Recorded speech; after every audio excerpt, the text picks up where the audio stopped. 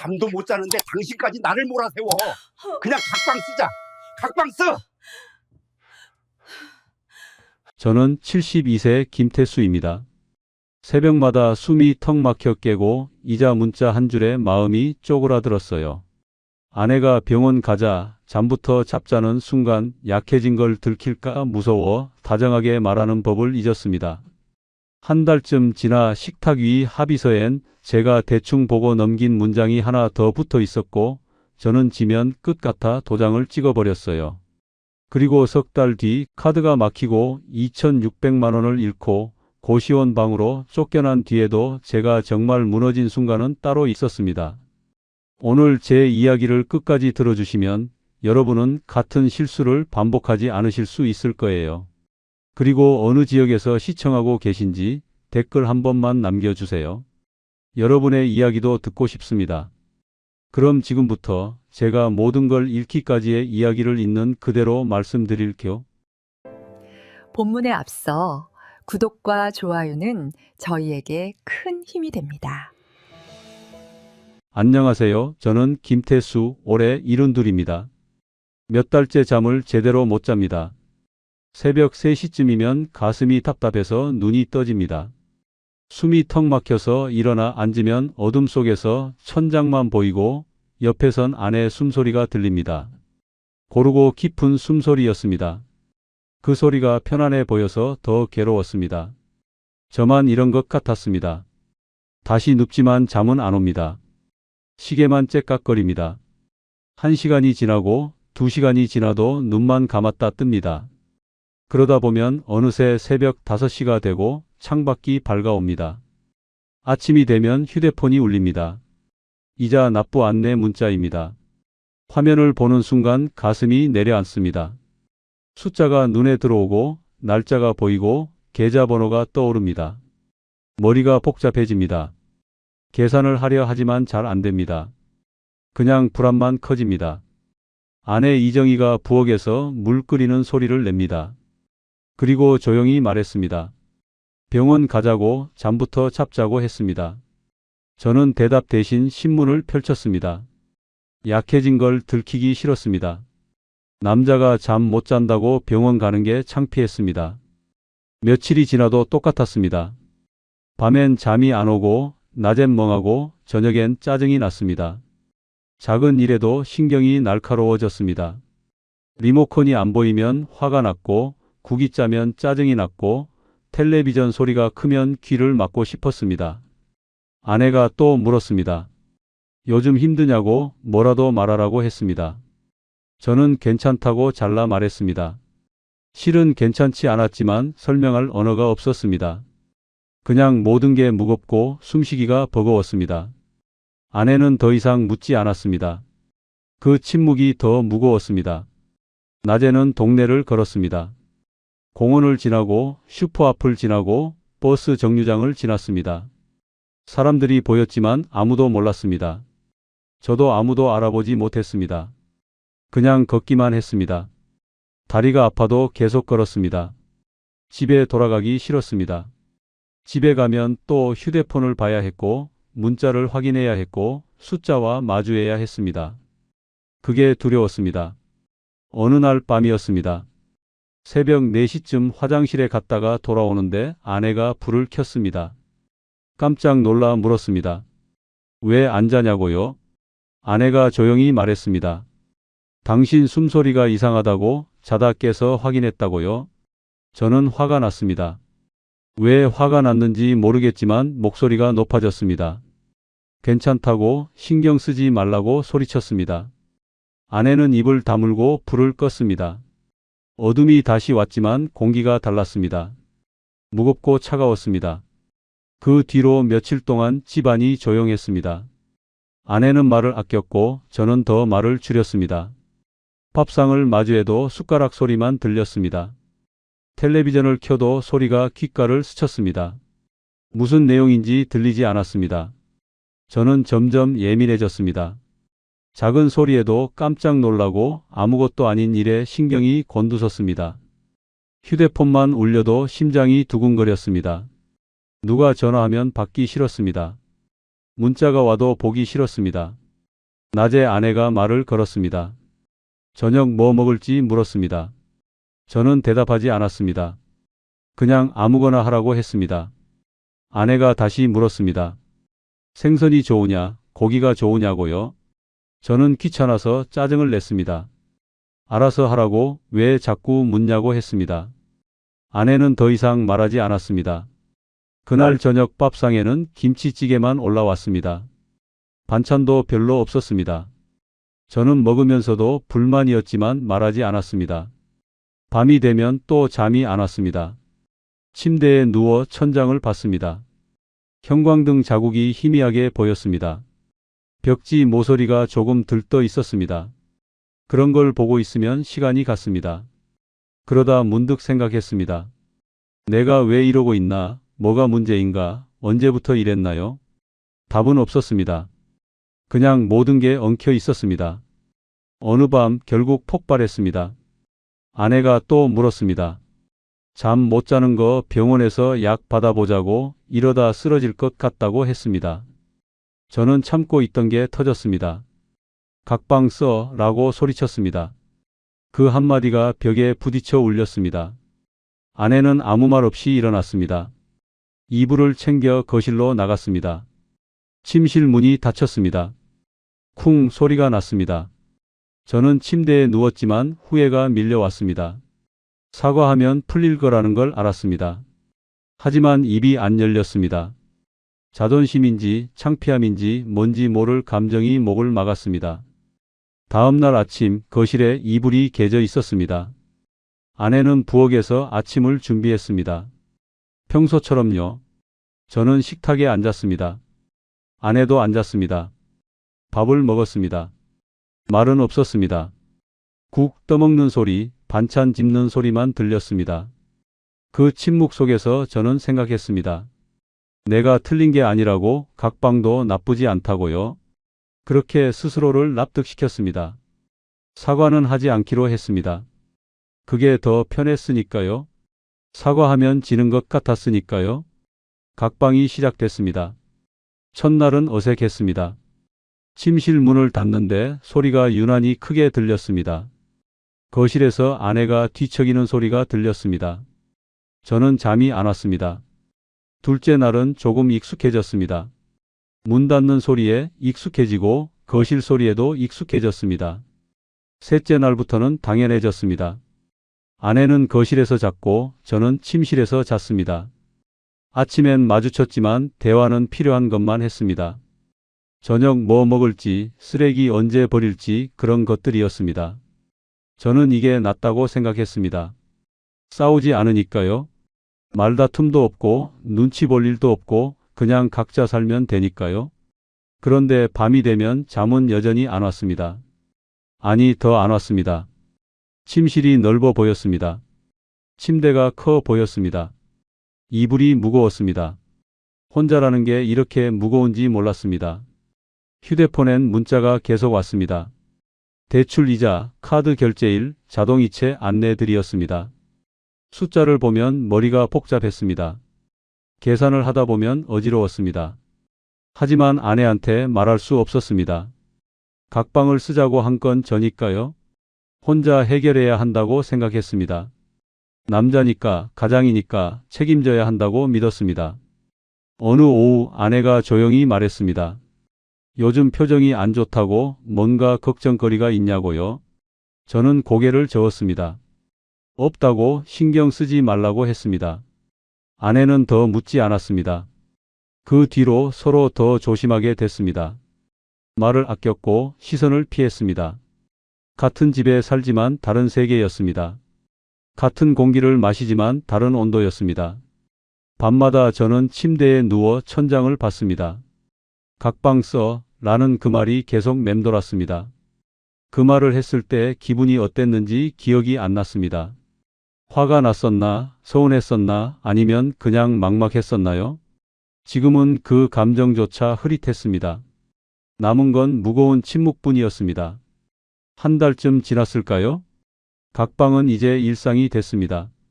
아침에 일어나면 아내는 이미 거실 이불을 정리해 둡니다. 저는 씻고 나와 밥을 먹습니다. 아내도 같이 먹습니다. 말은 없습니다. 낮엔 각자 시간을 보냅니다.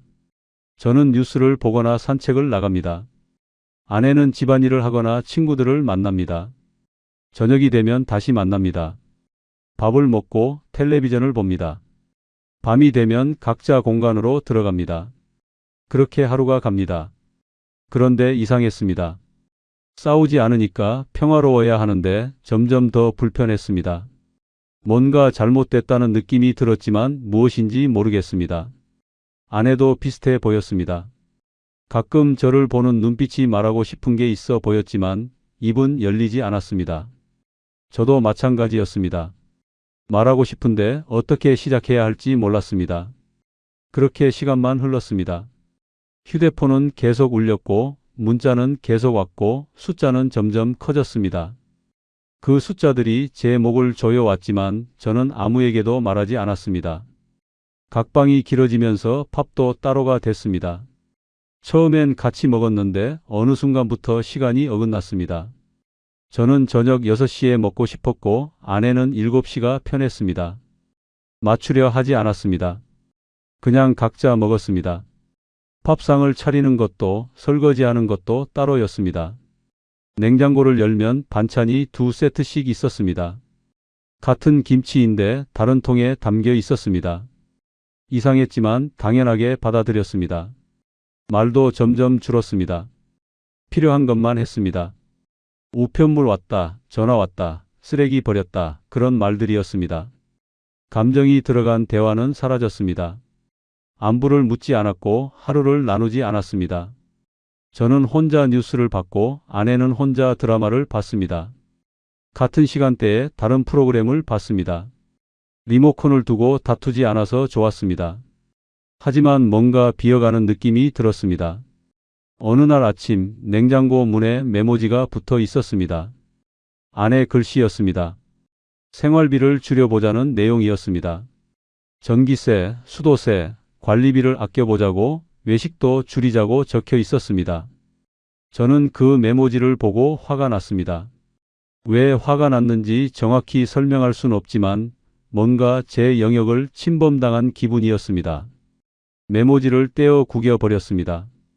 그리고 아내한테 말했습니다. 내 돈 건드리지 마, 라고요. 아내는 아무 말 없이 고개만 끄덕였습니다. 그 뒤로 생활비 얘기는 나오지 않았습니다. 자식들한테는 상황을 숨겼습니다. 큰아들이 전화하면 괜찮다고 했고 딸이 안부를 물으면 잘 지낸다고 했습니다. 각방 쓴다는 얘기는 하지 않았습니다. 창피했습니다. 이 나이에 부부가 각방을 쓴다는 게 남들한테 알려지기 싫었습니다. 체면이었습니다. 해결은 혼자 하겠다고 버텼습니다. 누구한테도 도움을 청하지 않았습니다. 그러는 사이 통장 상황은 점점 나빠졌습니다. 매달 25일이 되면 자동이체가 몰렸습니다. 관리비, 보험료, 통신비, 대출 이자가 동시에 빠져나갔습니다. 처음엔 여유가 있었는데 어느 순간부터 빠듯해졌습니다. 잔고를 확인할 때마다 숫자가 줄어들었습니다. 저는 불안했지만 묻지 않았습니다. 아내한테 물어보면 또 생활비 얘기가 나올 것 같았습니다. 낮에는 은행 앱을 계속 확인했습니다. 몇 번이고 새로 고침을 눌렀습니다. 숫자가 달라지길 바랐지만 변하지 않았습니다. 오히려 수수료가 하나씩 빠져나갔습니다. 계좌 이체 수수료, 통장 관리 수수료, 그런 것들이었습니다. 작은 돈이지만 쌓이면 컸습니다. 저는 점점 더 통제하려고 했습니다. 지출을 줄이려고, 불필요한 걸 끊으려고 노력했습니다. 하지만 현실은 달랐습니다. 끊을 수 있는 게 별로 없었습니다. 관리비는 내야 했고, 보험료도 내야 했고, 통신비도 필요했습니다. 밥은 먹어야 했고, 전기도 써야 했고, 물도 써야 했습니다. 줄일 수 있는 건 제 용돈뿐이었습니다. 커피 한 잔도 아껴보고 버스비도 아껴보려고 걸어 다녔습니다. 하지만 큰 돈은 아니었습니다. 집안 공기가 점점 무거워졌습니다. 아내도 뭔가 느낀 것 같았습니다. 가끔 저를 보는 눈빛이 걱정스러웠지만 말을 걸지 않았습니다. 저도 마찬가지였습니다. 도움을 청할 수 없었습니다. 남자가 돈 문제로 아내한테 약한 모습 보이는 게 자존심이 허락하지 않았습니다. 어느 날 저녁 현관에서 신발을 신다가 아내와 마주쳤습니다. 아내가 물었습니다. 어디 가냐고요? 저는 대답하지 않았습니다. 그냥 나가면 되는데 왜 묻냐고 생각했습니다. 아내는 더 이상 말하지 않았습니다. 저는 문을 열고 나갔습니다. 복도에 나서자 숨이 트였습니다. 집 안 공기가 답답했다는 걸 그제야 느꼈습니다. 밖을 걷다가 편의점에 들렸습니다. 우유를 사려고 카드를 냈는데 승인이 안 됐습니다. 점원이 다시 해보라고 했습니다.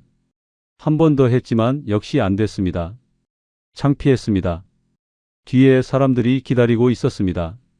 저는 현금으로 내겠다고 하고 지갑을 뒤졌습니다. 1,000원짜리 몇 장이 있었습니다. 겨우 계산을 마치고 나왔습니다. 집으로 돌아오는 길에 휴대폰으로 카드사에 전화했습니다. 왜 승인이 안 되냐고 물었습니다. 상담원이 확인하더니 한도가 초과됐다고 했습니다. 결제일이 지났고 최소 금액만 납부되어서 한도가 줄었다고 설명했습니다. 저는 그제야 기억했습니다. 이번 달 카드값을 전액 내지 못했다는 걸요. 최소 금액만 냈었습니다. 통장에 돈이 부족해서였습니다. 집에 들어와 컴퓨터를 켰습니다. 은행 사이트에 로그인 하려는데 비밀번호가 틀렸습니다. 다시 입력했지만 역시 틀렸습니다. 세 번째에 겨우 들어갔습니다. 통장 잔고를 확인했습니다. 생각보다 적었습니다. 자동이체 내역을 봤습니다. 빠져나간 항목들이 길게 나열돼 있었습니다. 몰랐던 항목들도 있었습니다. 언제 가입했는지 기억나지 않는 보험도 있었고 뭔지 모를 회비도 있었습니다. 저는 하나하나 확인하려 했지만 머리가 복잡했습니다. 숫자가 눈에 안 들어왔습니다. 그냥 창을 닫았습니다. 내일 은행에 가서 물어보기로 했습니다. 하지만 내일이 와도 은행에 가지 않았습니다. 가기 싫었습니다. 문제를 확인하는 게 두려웠습니다. 며칠 뒤 우편함에 등기가 와 있었습니다. 카드사에서 온 독촉장이었습니다. 연체료가 붙었다는 내용이었습니다. 저는 그 편지를 구겨 쓰레기통에 버렸습니다. 하지만 마음은 무거웠습니다. 문제가 해결되는 게 아니라 쌓여간다는 걸 알았습니다. 그래도 누구한테도 말하지 않았습니다. 집은 이제 부부가 사는 공간이 아니었습니다. 두 사람이 고립된 채 같은 지붕 아래 있는 곳이었습니다. 아침에 마주쳐도 인사만 했고 저녁에 스쳐도 눈인사만 했습니다. 같이 있지만 혼자였습니다. 혼자지만 자유롭지 않았습니다. 그 어정쩡함이 더 괴로웠습니다. 밤에 혼자 누워 있으면 생각이 많아졌습니다. 이게 맞나? 이렇게 살아도 되나? 언제까지 이러나요? 답은 없었습니다. 그냥 하루하루 버텼습니다. 내일은 나아질 거라고, 뭔가 해결될 거라고 믿으려 했습니다. 하지만 내일이 와도 달라지는 건 없었습니다. 자동이체의 날이 다시 왔습니다. 통장을 확인했습니다. 잔고가 부족했습니다. 몇 개 항목이 미납으로 떴습니다. 문자가 왔습니다. 제2채 안내였습니다. 저는 한숨을 쉬었습니다. 어떻게 해야 할지 몰랐습니다. 누구한테 물어볼 수도 없었습니다. 혼자 끌고 가야 했습니다. 그날 밤 침대에 누워 천장을 봤습니다. 각방을 쓴 지 2달쯤 됐을까요? 시간은 갔지만 아무것도 나아지지 않았습니다. 오히려 모든 게 꼬여갔습니다. 관계도, 돈도, 마음도 엉망이었습니다. 저는 눈을 감았습니다. 잠이 올 리 없었지만 그냥 눈을 감고 있었습니다. 어느 날 아침 식탁 위에 종이 한 장이 놓여 있었습니다. A사 용지였습니다. 아내가 프린트한 것 같았습니다. 저는 커피를 마시려다가 그 종이를 봤습니다. 처음엔 대수롭지 않게 봤습니다. 또 생활비 관련 얘기겠거니 했습니다. 하지만 제목이 눈에 들어왔습니다. 각방 생활 규칙이라고 적혀 있었습니다. 종이를 집어들었습니다. 규칙이라고 하니까 궁금했습니다. 무슨 내용인지 읽어봤습니다. 식사 시간 분리, 공간 사용 원칙, 생활비 분담 방법, 그런 것들이 적혀 있었습니다. 저는 피식 웃었습니다. 이런 것까지 문서로 만들어야 하나 싶었습니다. 하지만 읽다 보니 나쁘지 않았습니다. 명확한 게 좋았습니다. 싸울 일도 없고 오해할 일도 없을 것 같았습니다. 그런데 종이를 넘기는데 뭔가 이상했습니다. 2페이지가 있었습니다. 거기엔 다른 내용이 적혀 있었습니다. 협의 이혼 절차 안내라는 문구가 상단에 있었습니다. 저는 멈췄습니다. 다시 읽었습니다. 협의 이혼. 그 단어가 눈에 박혔습니다. 필요 서류, 절차, 기간, 비용까지 적혀 있었습니다.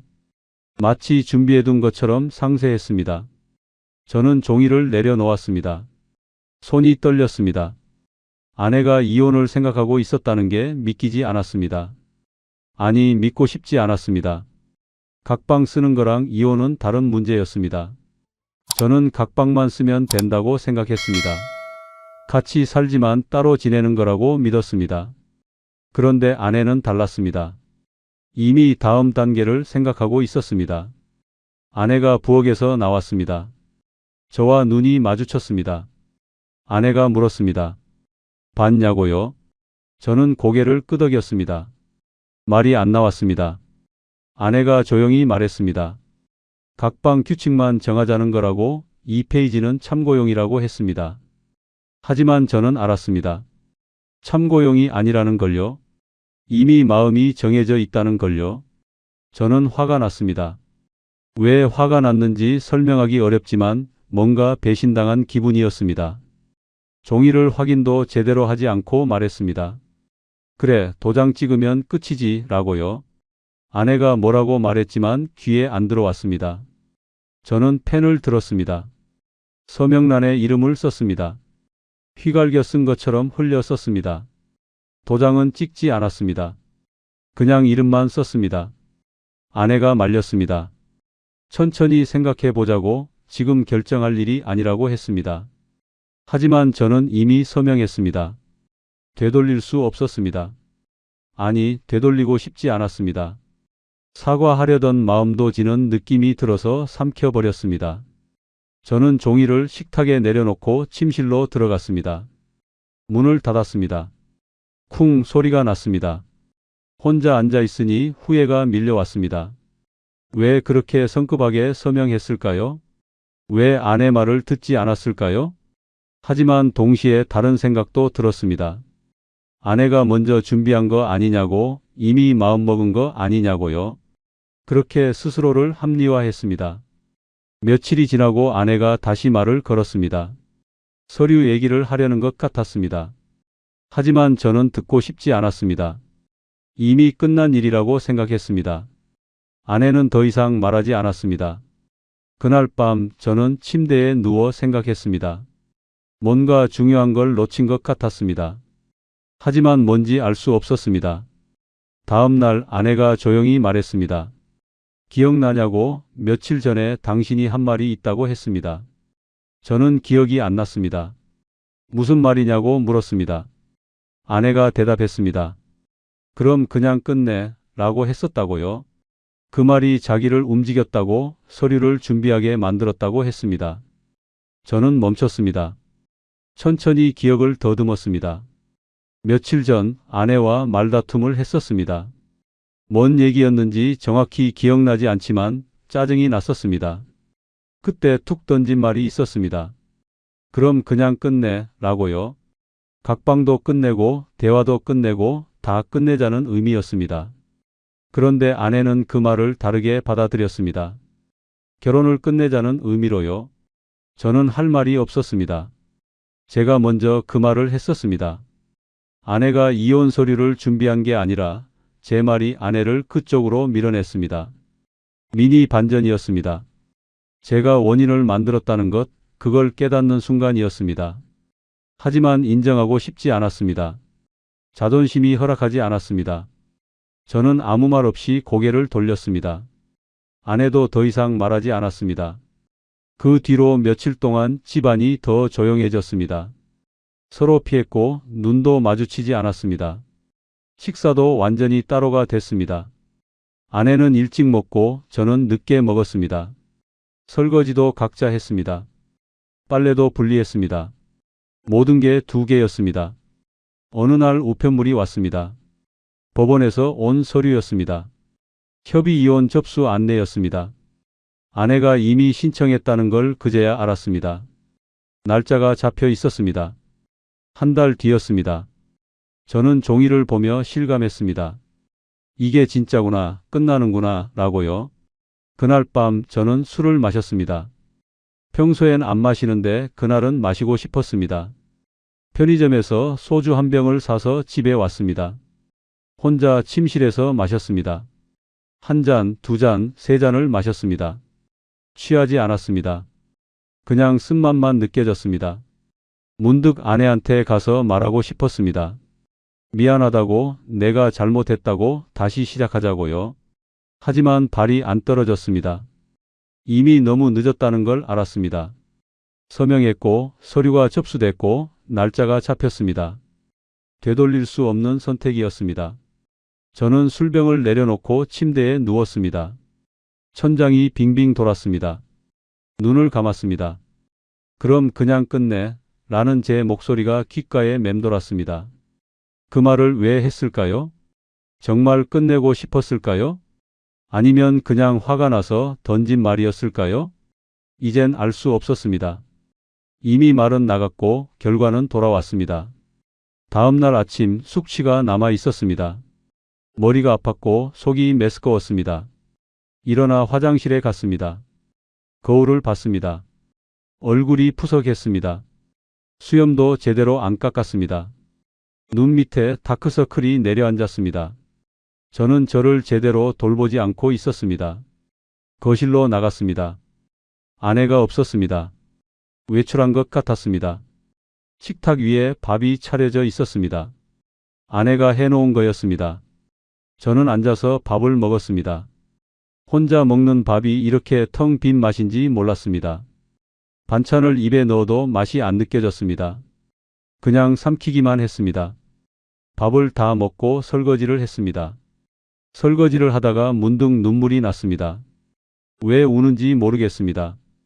그냥 눈물이 났습니다. 저는 손을 멈추고 싱크대를 붙잡았습니다. 한참을 그렇게 서 있었습니다. 저는 제 고집이 이 모든 걸 만들었다는 걸 알았습니다. 각방도, 서명도, 이혼도 제가 밀어붙인 거였습니다. 하지만 인정하지 못했습니다. 계속 버텼습니다. 이혼 절차가 진행되자 집안 분위기가 달라졌습니다. 정리 모드로 바뀌었습니다. 아내가 짐을 나누기 시작했습니다. 거실 한쪽에 박스가 쌓였습니다. 제 물건과 아내 물건을 분리하는 중이었습니다. 저는 그 박스들을 보며 실감했습니다. 정말 끝나는구나, 라고요. 어느 날 현관 비밀번호가 바뀌었습니다. 저녁에 외출했다가 돌아왔는데 문이 안 열렸습니다. 몇 번을 눌러도 삑삑 소리만 났습니다. 결국 초인종을 눌렀습니다. 아내가 나와서 문을 열어줬습니다. 비밀번호를 바꿨다고 새 번호를 알려줬습니다. 왜 바꿨냐고 묻지 않았습니다. 알 것 같았습니다. 분리가 시작됐다는 신호였습니다. 은행 공동계좌도 정리됐습니다. 아내가 말했습니다. 각자 계좌를 쓰자고, 공동계좌는 해지하자고요. 저는 동의했습니다. 어차피 따로 살 거니까요. 은행에 같이 갔습니다. 서류에 서명하고 잔액을 나눴습니다. 반반으로 나눴습니다. 제 통장에 돈이 들어왔습니다. 생각보다 적었습니다. 집안 짐도 제한됐습니다. 아내가 말했습니다.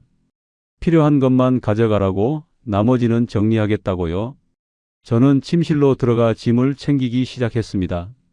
옷, 책, 서류들을 박스에 넣었습니다. 생각보다 많지 않았습니다. 평생 모은 게 박스 몇 개였습니다. 허무했습니다. 며칠 뒤 편의점에 갔습니다. 우유와 빵을 사려고 카드를 냈습니다. 기계에 넣었는데 승인이 거절됐습니다. 또였습니다. 저번에도 그랬는데 또 안 됐습니다. 점원이 다른 카드 있냐고 물었습니다. 저는 당황해서 다른 카드를 냈습니다. 그것도 안 됐습니다. 결국 현금으로 계산했습니다. 창피했습니다. 뒤에 줄 선 사람들이 쳐다봤습니다. 집에 와서 카드를 확인했습니다. 모두 한도 초과였습니다. 결제일이 지났고 연체료가 붙어 있었습니다. 저는 당황했습니다. 어떻게 이렇게 됐을까요? 계산을 해봤지만 맞지 않았습니다. 지출보다 빠져나간 돈이 더 많았습니다. 다음 날 은행에 갔습니다. 창구에 앉아 통장을 내밀었습니다. 거래 내역을 보여달라고 했습니다. 직원이 프린트해 줬습니다. 길게 나온 종이를 받아들었습니다. 한 줄씩 확인했습니다. 자동이체 항목들이 많았습니다. 아는 것도 있고 모르는 것도 있었습니다. 직원한테 물었습니다. 이게 뭐냐고, 왜 이렇게 많냐고요? 직원이 설명했습니다. 생활비로 쓰던 통로가 정리되면서 일부 항목에 제한이 걸렸다고요? 공동계좌 해지 때문이라고 했습니다. 저는 이해가 안 됐습니다. 그럼 어떻게 하라는 거냐고 물었습니다. 직원은 개인 계좌로 이체하거나 새로 등록하라고 했습니다. 저는 프린트 용지를 들고 집에 왔습니다. 책상에 앉아 한 줄씩 다시 봤습니다. 관리비, 보험료, 통신비는 알았습니다. 그런데 낯선 항목들이 있었습니다. 무슨 회비, 무슨 이용료, 그런 것들이었습니다. 언제 가입했는지 기억이 안 났습니다. 금액도 제각각이었습니다. 작은 것은 몇만 원, 큰 것은 100만 원이 넘었습니다. 불길한 느낌이 들었습니다. 뭔가 잘못됐다는 직감이었습니다. 하지만 확신할 수 없었습니다. 증거가 없었습니다. 그냥 느낌일 뿐이었습니다. 저는 종이를 접어 서랍에 넣었습니다. 나중에 다시 확인하기로 했습니다. 며칠 뒤 보험회사에서 전화가 왔습니다. 보험료 연체 안내였습니다. 저는 깜짝 놀랐습니다. 자동이체로 나가는 줄 알았는데 안 나갔다고 했습니다. 계좌 잔액 부족이라고요? 저는 당장 입금하겠다고 했습니다. 하지만 통장에 돈이 없었습니다. 저는 고민했습니다. 어떻게 돈을 마련할까요? 대출을 알아봤습니다. 단기 대출이었습니다. 금리가 높았지만 선택지가 없었습니다. 신청서를 작성했습니다. 하지만 승인이 안 됐습니다. 신용 등급이 낮아졌다고 했습니다. 카드 연체 때문이었습니다. 보험 해지를 고민했습니다. 오래 넣어둔 적립식 보험이 있었습니다. 해지하면 목돈이 나올 거였습니다. 하지만 망설여졌습니다. 평생 모은 건데 이렇게 깨도 되나 싶었습니다. 하지만 다른 방법이 없었습니다. 보험사에 전화해서 해지 절차를 물어봤습니다. 상담원이 친절하게 설명해 줬습니다. 서류 작성하고 신분증 제출하면 된다고요? 며칠 안에 입금된다고 했습니다. 저는 전화를 끊고 한숨을 쉬었습니다. 어쩔 수 없었습니다. 당장 돈이 필요했습니다. 그날 밤 아내와 마주쳤습니다. 거실에서 우연히 만났습니다. 아내가 물었습니다. 요즘 어떻게 지내냐고요? 저는 괜찮다고 했습니다. 사실은 괜찮지 않았지만 말할 수 없었습니다. 아내는 더 묻지 않았습니다. 그냥 지나갔습니다. 혼자 남아 생각했습니다. 도움을 청해야 하나, 아내한테 말해야 하나요? 하지만 자존심이 허락하지 않았습니다. 이미 이혼 서류에 서명했고 절차가 진행 중이었습니다. 지금 와서 약한 모습 보이기 싫었습니다. 혼자 해결하기로 했습니다. 다음 날 보험사에 갔습니다. 해지 신청서를 받았습니다. 서류를 읽어봤습니다. 해지 환급금, 수수료, 세금 항목이 적혀 있었습니다. 생각보다 받을 돈이 적었습니다. 하지만 서명했습니다. 선택의 여지가 없었습니다. 창구 직원이 확인했습니다. 그리고 말했습니다. 입금까지 일주일 걸린다고요? 저는 고개를 끄덕였습니다. 일주일이면 괜찮을 거였습니다. 카드값 내고 관리비 내고 보험료 내면 조금 남을 거였습니다. 집에 돌아와 계산기를 두드렸습니다. 받을 돈에서 낼 돈을 뺐습니다. 남는 게 별로 없었습니다. 한 달 생활비도 안 됐습니다. 불안했습니다. 다음 달은 어떻게 하나, 그 다음 달은요? 그날 밤 프린트 용지를 다시 꺼냈습니다. 자동이체 내역을 하나하나 봤습니다. 평소 보지 못한 명목들이 섞여 있었습니다. 날짜도 불규칙했고 금액도 들쭉날쭉했습니다.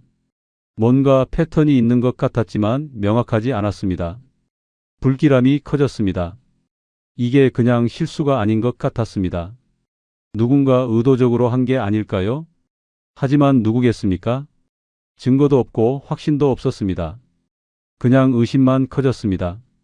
저는 종이를 다시 접어 넣었습니다. 내일 확인하자고. 지금은 너무 피곤하다고 생각했습니다. 침대에 누웠지만 잠이 안 왔습니다. 머릿속이 복잡했습니다. 돈, 이혼, 짐, 미래, 모든 게 뒤섞였습니다. 새벽에 깼습니다. 또 숨이 막혀서였습니다. 일어나 앉아 숨을 골랐습니다. 손이 떨렸습니다. 불안이 몸을 감았습니다. 저는 알았습니다. 뭔가 큰일이 다가오고 있다는 걸요. 보험 해지 신청을 하고 며칠이 지났습니다. 입금을 기다리는 동안 카드사에서 또 전화가 왔습니다. 독촉 전화였습니다. 오늘 안에 최소 금액이라도 입금해 달라고, 안 그러면 신용 등급이 더 떨어진다고 했습니다. 저는 당황했습니다. 보험금이 아직 안 들어왔다고, 며칠만 기다려 달라고 했습니다. 상담원은 오늘까지라고 반복했습니다.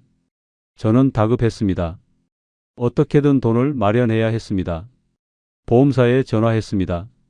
입금이 언제 되냐고 물었습니다. 상담원이 확인하더니 오늘 중으로 처리된다고 했습니다. 다행이었습니다.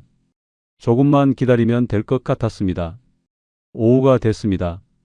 휴대폰을 계속 확인했습니다. 입금 문자를 기다렸습니다. 3시, 4시, 5시가 지나도 문자가 안 왔습니다. 불안해서 다시 보험사에 전화했습니다. 이번엔 다른 상담원이 받았습니다. 확인해보니 서류 처리가 지연됐다고 했습니다. 내일 오전에는 입금된다고요? 저는 패닉했습니다. 내일이면 늦었습니다. 카드사는 오늘까지라고 했습니다. 상담원한테 사정했습니다. 오늘 중으로 처리해달라고. 급한 일이라고요. 상담원이 담당자한테 확인해 보겠다고 했습니다. 잠시 기다리라고요. 통화 연결음이 흘렀습니다. 한참을 기다렸습니다. 다시 연결됐습니다. 상담원이 말했습니다. 특별히 빠른 처리를 도와줄 수 있다고, 다만 당일 처리 수수료가 있다고 했습니다. 얼마냐고 물었습니다. 30만 원이라고 했습니다. 비쌌지만 선택의 여지가 없었습니다. 하겠다고 했습니다. 상담원이 서류를 다시 보내준다고 했습니다. 이메일로 받아서 작성하고 사진 찍어서 보내면 된다고요. 1시간 안에 처리된다고 했습니다. 저는 알겠다고 하고 전화를 끊었습니다. 이메일을 확인했습니다. 서류가 와 있었습니다. 프린트해서 작성했습니다.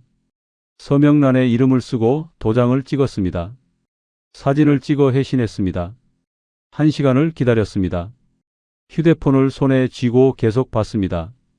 화면이 켜졌다 꺼졌다 했습니다. 문자가 왔습니다. 입금 안내였습니다. 2,600만 원이 들어왔다고요? 저는 안도했습니다. 드디어 해결됐습니다. 바로 카드사 앱을 켰습니다. 결제 화면으로 들어갔습니다. 입금할 금액을 입력했습니다. 최소 금액보다 조금 더 넣었습니다. 확인 버튼을 눌렀습니다. 처리 중이라는 메시지가 떴습니다. 잠시 후 완료됐습니다. 저는 한숨을 쉬었습니다. 해냈습니다. 체면을 지켰습니다. 며칠이 지났습니다. 마음이 조금 편해졌습니다. 돈 문제가 해결됐다고 생각했습니다. 하지만 이상했습니다. 통장 잔액이 생각보다 적었습니다. 카드값 내고 남은 돈이 별로 없었습니다. 계산이 안 맞았습니다. 은행 앱을 켰습니다. 거래 내역을 확인했습니다. 스크롤을 내렸습니다. 입금 내역이 보였습니다. 2,600만 원 맞았습니다. 그 아래로 출금 내역들이 있었습니다. 카드 결제 맞았습니다. 그런데 그 아래 더 있었습니다. 다른 출금 내역들이었습니다. 자세히 봤습니다. 여러 계좌로 돈이 나갔습니다. 30만 원, 50만 원, 100만 원, 150만 원, 그렇게 쪼개져서 빠져나갔습니다. 수취인 이름이 낯설었습니다. 모르는 사람들이었습니다. 날짜를 봤습니다. 보험금 입금된 당일이었습니다. 몇 시간 사이에 여러 건이 처리됐습니다. 저는 얼어붙었습니다. 이게 뭔가요? 왜 제 돈이 모르는 사람한테 갔을까요? 자동이체인가 싶어 확인했습니다. 자동이체 목록에 없었습니다. 그럼 제가 이체한 건가요? 아니었습니다. 기억이 없었습니다. 더 스크롤을 내렸습니다. 지난달 내역을 봤습니다. 비슷한 패턴이 있었습니다. 소액이 여러 번 빠져나갔습니다. 30만 원, 50만 원, 80만 원, 그렇게요. 처음엔 작았습니다. 그러다 점점 커졌습니다. 100만 원, 200만 원, 300만 원까지 갔습니다. 그리고 이번 보험금에서 큰 금액들이 나갔습니다. 400만 원, 500만 원, 600만 원이었습니다. 퍼즐이 맞춰졌습니다. 소액 누적, 중간 금액, 그리고 결정타였습니다. 보험금 2,600만 원이 결정타였습니다.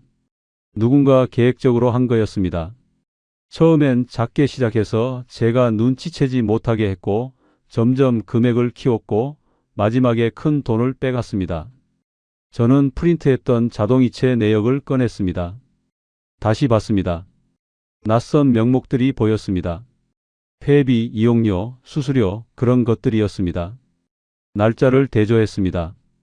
은행 앱의 출금 날짜와 맞았습니다. 자동이체가 아니라 누군가 명목을 만들어 돈을 빼간 거였습니다. 더 확인했습니다. 출금 계좌 번호를 봤습니다. 몇 개는 반복됐습니다. 같은 계좌로 여러 번 갔습니다. 수취인 이름도 반복됐습니다. 두세 명이 돌아가면서 받았습니다. 조직적이었습니다. 저는 떨렸습니다. 누가 이런 짓을 한 걸까요? 어떻게 제 계좌에 접근했을까요? 비밀번호는 어떻게 알았을까요? 머리가 복잡했습니다. 생각을 정리하려 했지만 안 됐습니다. 문득 생각났습니다. 보험 해지 상담 전화였습니다. 당일 처리 수수료 30만 원을 낸 것, 서류를 이메일로 받아 작성한 것, 사진 찍어 보낸 것, 그 모든 게 함정이었습니다. 정식 보험사가 아니었습니다. 보이스피싱이었습니다. 제가 직접 서류에 서명했습니다. 계좌번호를 알려줬습니다. 비밀번호까지 입력했습니다. 제가 문을 열어준 거였습니다. 누가 칼로 빼앗은 게 아니라 제가 고집으로 확인을 포기한 순간들이 증거로 돌아왔습니다. 빨리 끝내려고 했습니다. 체면을 지키려고 했습니다. 누구한테도 도움을 청하지 않으려고 했습니다. 그 모든 선택이 저를 여기로 몰고 왔습니다. 저는 주저앉았습니다. 바닥에 앉아 머리를 감쌌습니다. 한참을 그렇게 있었습니다. 믿을 수 없었습니다. 제가 이렇게 당할 줄은 몰랐습니다. 경찰에 신고해야 한다고 생각했습니다. 하지만 주저됐습니다. 창피했습니다. 이 나이에 보이스피싱에 당했다는 게 부끄러웠습니다. 자식들이 알면 뭐라고 할까요? 아내가 알면요. 하지만 신고하지 않으면 돈을 못 찾습니다. 이미 빠져나간 돈이지만 혹시 몰랐습니다. 저는 휴대폰을 들었습니다. 111을 눌렀습니다. 연결됐습니다. 신고하려는데 목소리가 떨렸습니다. 경찰이 왔습니다. 진술서를 작성했습니다. 거래 내역을 보여줬습니다. 서류 사진도 보여줬습니다. 경찰이 말했습니다. 전형적인 보이스피싱이라고 요즘 많다고 했습니다. 하지만 돈을 찾기는 어렵다고요. 이미 인출됐을 거라고 했습니다. 저는 무너졌습니다. 평생 모은 돈이었습니다. 노후 자금이었습니다. 이제 남은 게 없었습니다. 통장엔 몇십만 원만 있었습니다. 카드도 막혔습니다. 집도 곧 나가야 했습니다. 갈 곳이 없었습니다. 그날 밤 아내한테 말하려 했습니다. 하지만 입이 안 떨어졌습니다. 이미 이혼 서류에 서명했고 곧 법원 날짜가 잡혀 있었습니다. 지금 와서 말하면 뭐가 달라질까요? 아무것도 달라지지 않았습니다. 저는 혼자 짐을 쌌습니다. 박스에 옷과 책을 넣었습니다. 필요한 것만 챙겼습니다. 나머지는 버렸습니다. 어차피 가져갈 곳이 없었습니다. 새벽에 잠이 안 와서 일어났습니다. 거실로 나갔습니다. 아내가 자고 있었습니다. 이불을 덮고 편안해 보였습니다. 저는 한참을 서서 봤습니다. 미안하다고, 잘못했다고, 용서해달라고 말하고 싶었습니다. 하지만 말하지 못했습니다. 조용히 침실로 돌아왔습니다. 침대에 앉아 생각했습니다. 제 고집이, 제 자존심이, 제 체면이 모든 걸 망쳤습니다. 관계도, 돈도, 미래도 다 잃었습니다. 각방을 쓰자고 소리친 지 석 달 만이었습니다.